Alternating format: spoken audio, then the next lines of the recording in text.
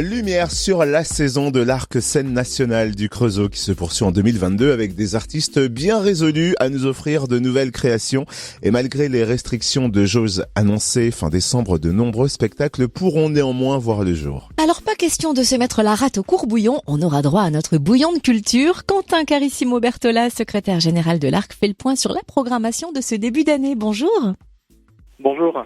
Alors ce mois de janvier démarre avec une histoire pop à l'Arc ce vendredi 7 janvier. Qui va nous la raconter ? Alors une histoire pop, c'est la compagnie L'Ouvrier du Drame qui va nous la présenter. L'histoire pop, c'est cette adaptation au théâtre de l'essai d'Howard Zinn, une histoire populaire des États-Unis d'Amérique. C'est un ouvrage qui fait référence puisqu'il tente une approche de l'histoire donc de ce grand pays, mais en s'intéressant aux petites histoires, à l'histoire des habitants, à l'histoire de la population.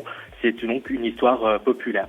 Et donc pour cette adaptation théâtrale, on est avec une compagnie pleine d'énergie qui essaye de l'envisager un peu sous un format de série. Il y a des épisodes. Voilà, on est très heureux de démarrer 2022 avec cet accueil. Et les 12 et 13 janvier, on va découvrir la vie animée de Nina W. Mais qui est donc cette mystérieuse Nina W ?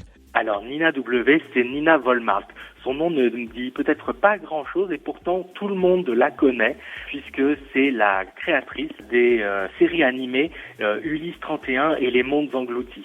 Et en fait, la compagnie Les Bas Bleus, Séverine Coulon, ont choisi de proposer à Nina Volmark de devenir elle-même l'héroïne d'un spectacle, d'une fiction, un spectacle en images, en objets, puisque c'est un spectacle de théâtre d'objets, et où il est question de ce destin tout à fait particulier, puisque Nina Volmark est née en Biélorussie en pleine Seconde Guerre mondiale, et donc au pire endroit, au pire moment, comme elle le dit elle-même. Et malgré cette enfance très difficile, elle a su enchanter des générations et des générations d'enfants partout dans le monde avec ses dessins animés. C'est vraiment un spectacle assez merveilleux qui, je pense, régalera les petits comme les plus grands. Et puis on va se laisser entraîner dans le tourbillon de 1001 danses pour 2021 avec le Centre chorégraphique national de Tours. Alors ce sera le 25 janvier, un ballet qui fête les 20 ans de la compagnie, c'est bien ça ? Voilà, c'est une véritable célébration. Thomas Lebrun du Centre chorégraphique national de Tours vient au Creusot avec sa compagnie et l'histoire de sa compagnie.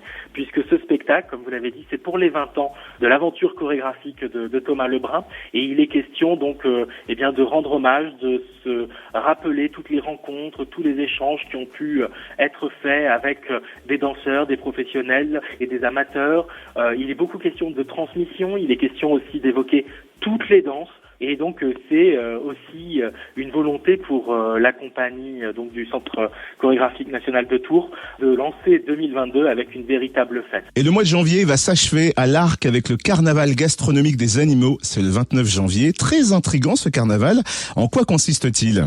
Et oui, après du théâtre, après de la danse, il nous faut bien un petit moment de musique. Et on est ravis de retrouver l'orchestre Victor Hugo de Franche-Comté qui vient avec ce carnaval donc des animaux. Le carnaval des animaux, c'est cette composition de 5 sens assez amusante où chaque mouvement met en avant dans la composition un animal.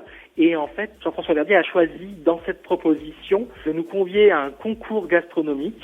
Et donc chaque plat, chaque recette va être présentée par les animaux avec cette petite particularité que l'ingrédient principal de chacun de ces mets, c'est un musicien. Bien évidemment, les musiciens vont refuser un moment de se laisser tout simplement dévorer. Et donc c'est vraiment toute l'ironie, l'humour de Saint-Fons, mais aussi sa musique, puisque la partition est respectée à la lettre, mais on est dans un concert véritablement théâtralisé. Néanmoins, on peut dévorer le programme sur le www.larcscenenationale.fr. Merci Quentin Carissimo Bertola, secrétaire général de l'Arc. Merci à vous.